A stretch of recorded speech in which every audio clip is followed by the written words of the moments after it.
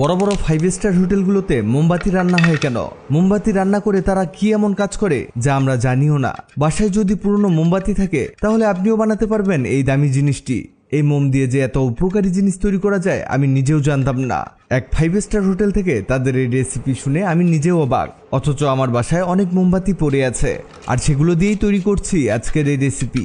এটা বানাতে না লাগবে বেশি সময়, না আছে কোনো ভেজাল। ঝটপট বানিয়ে নিচ্ছি অসাধারণ এই রেসিপিটি। এর জন্য একটি গরম কড়াইয়ের মধ্যে কিছু মোমবাতি গলিয়ে নিতে হবে।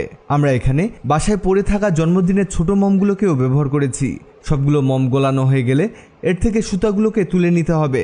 এগুলো ফেলে দেওয়া যাবে না, কারণ এগুলো পরে কাজে লাগানো হবে। এরপরে এর মধ্যে দিতে হবে সাদা এলাচ 4 থেকে 5টা, 10 থেকে 12টার মতো লবঙ্গ, কয়েকটি দারুচিনিগুলোকে এখানে ভেঙে ছোট ছোট করে দিতে হবে। তবে এখানে আপনি লবঙ্গ আর দারুচিনি বাড়িয়ে দিতে পারেন, এতে এটা আরো বেশি কাজ করবে। এটাকে এবার 2 থেকে 3 মিনিট হিট দিতে হবে আর এই অবস্থাতে অনবরত নাড়তে থাকবেন।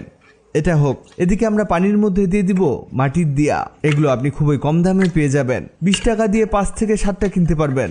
এগুলো পানিতে দিয়ে ভালোভাবে ওয়াশ করে নিতে হবে। বিশেষ করে এর ভিতরের সাইডটা বেশি করে পরিষ্কার করতে হবে।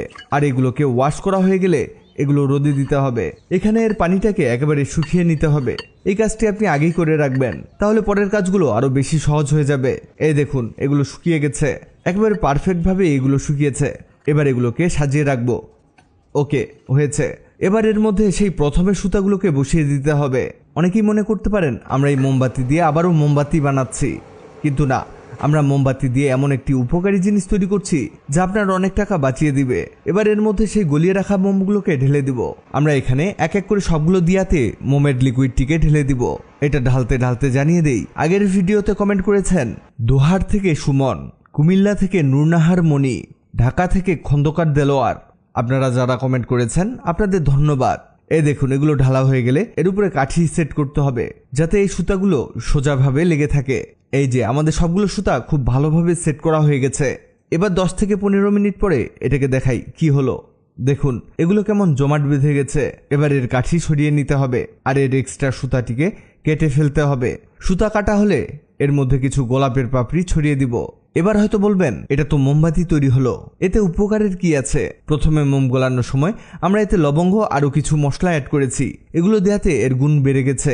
কি গুণ বেড়েছে বলছি, এগুলো জ্বালালে এই মোম থেকে সুন্দর ঘ্রাণ বের হবে আর এর ঘ্রাণে আপনার রুমের চারদিক থেকে সকল মশামাছি, বিষাক্ত কীটপতঙ্গ দূর হয়ে যাবে। কারণ যেসব মশলা দেওয়া হয়েছে সেগুলো মশামাছি দূর করার জম। বাসায় আর মশার কয়েল জ্বালানোর প্রয়োজনই পড়বে না, সেই সাথে সুঘ্রাণ চারদিকে ছড়িয়ে যাবে। দেখলেন তো কি পরিমাণ উপকারী জিনিস তৈরি করেছি। আপনি 5 স্টার হোটেলগুলোতে গেলে খেয়াল করবেন তারা এমন মোমবাতি চারদিকে ছড়িয়ে রেখেছে। এটাই হলো তার কারণ। ভিডিওটি আপনার কাজে আসবে, তাই দ্রুত খুঁজে পেতে টাইমলাইনে শেয়ার দিয়ে রাখুন। আপনি কোথা থেকে ভিডিওটি দেখছেন কমেন্টে জানান, যাতে পরের ভিডিওতে আপনাকে ধন্যবাদ জানাতে পারি। ভিডিওটি ভালো লাগলে লাভ রিয়াক্ট দিন। এমন সব তথ্যবহুল ভিডিও পেতে ন্যাচারাল বিউটি হ্যাক্সকে লাইক ও ফলো দিয়ে রাখুন।